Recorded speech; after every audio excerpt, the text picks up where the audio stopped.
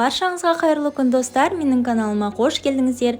Бүгін сіздермен дәмі тіл үйіретін және де ерекше десерт блинный рулеттің рецептімен бөлісетін боламын. Рулет өте дәмді әрі өте нәзік болып шығады. Міндетті түрде жасап көріңіздер. Арнамнан алыстамай видеоны соңына дейін қараңыздар.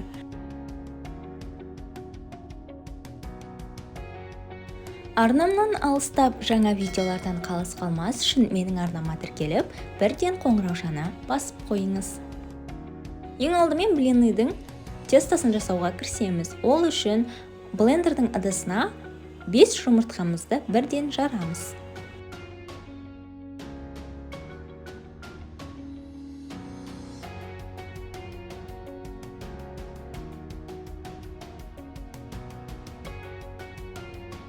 Жұмыртқамыздың үстіне қантымызды, сұйық майымызды және бөлме температурасындағы суымызды құйып, барлығын жақсылап блендермен араластырып аламыз.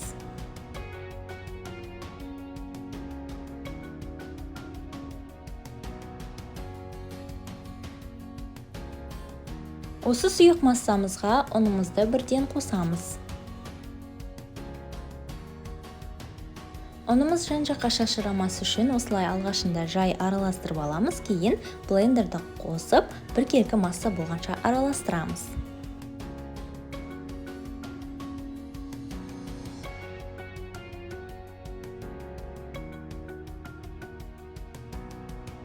Дайын болған қамырымызды осылай үлкендеу ыдысқа құйып аламыз. Бізде осындай қоюлау масса болып шығуы тиіс. Табамызды кішкене майлап, қызған сәтте ортасына қамырымызды құйып, айналдыра отырып жайып шығамыз. Жетпеген жерлеріне осылай ақырындап құйып жіберсек болады. Ожаудың көмегімен барлық жеріне қамырды жеткізіп шығамыз.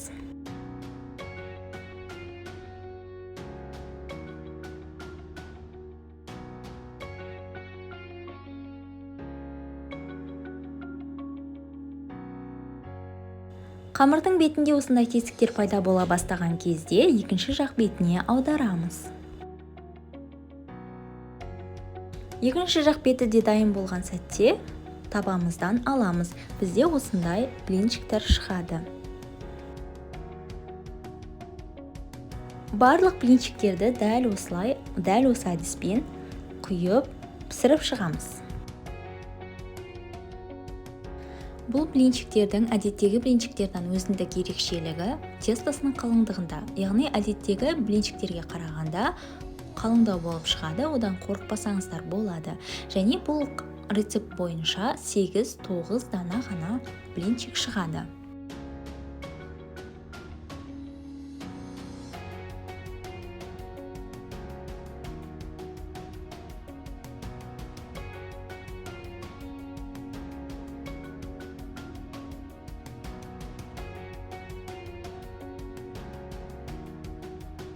Крем дайындауға кірісеміз. Сүзбелі ірімшігіміздің үстіне 33% табиғи клейкей қосамыз. Және де қант ұнтағын міндетті түрде електен өткізіп қосу қажет.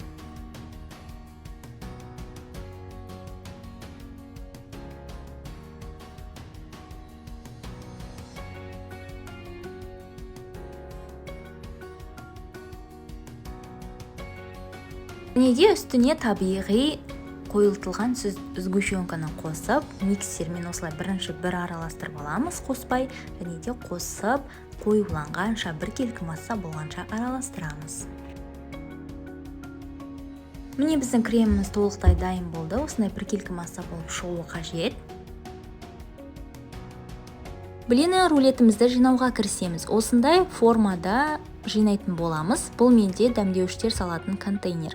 Сіздерде егерде нан салатын, бөлке нан салатын форма болатын болса, соны қолдансаңыздар болады. Менің жағдайымда осыны пайдаландым. Және де пергамент қағазын ішіне төсеп, 4 жағынан блинчиктерді орналастырып шығамыз.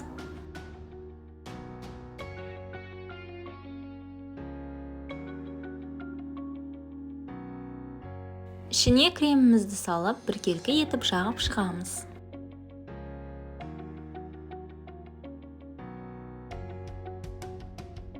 Ортасына осылай өзіңіз қалаған жеміс жидекті салсаңыз болады. Мен бананды қолдандым. Қаласаңыз құлпынайды, яғни клубниканы пайдалансаңыз болады. Өте дәмді болып шығады. Және де осы бананның үстін осылай кішкене крем салып жауып шығамыз. Келесіде блинныйларды осылай ортасынан бөліп пайдаланатын боламыз. Барлық жерін, крем жағылған жерлердің барлығын блинныйдың бөлінділерімен жауып шығамыз. Үстіне крем жағып банан салып дәл алдыңғы әдісті қайталаймыз.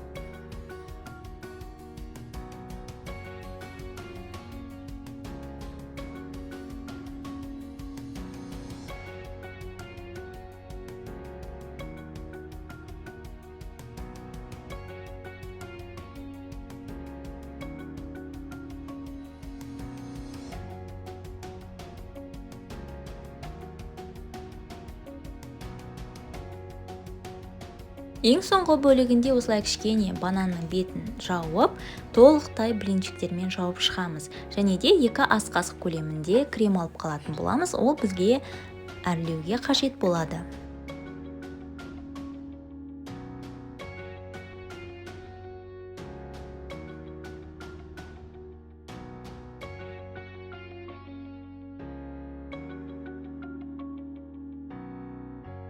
Дайын болған рулетіміздің бетін пищевая пленкамен жауып, бір түнге немесе ең кемі 5 сағатқа тоңазытқышқа қоя тұрамыз. Кремі әбден блинчиктерімізге сіңуі қажет. Тоңазытқышта бір түн тұрған рулетімізді осылай ыдысымыздан ақырындап аударып аламыз, босатамыз формадан.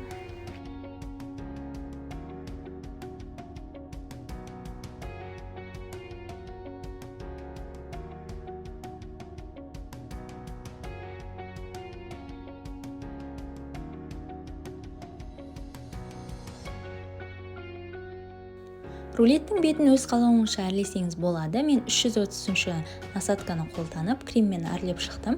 Және де шоколадты ыстық суда кондитерлік қапқа салып ерітіп қолдандым.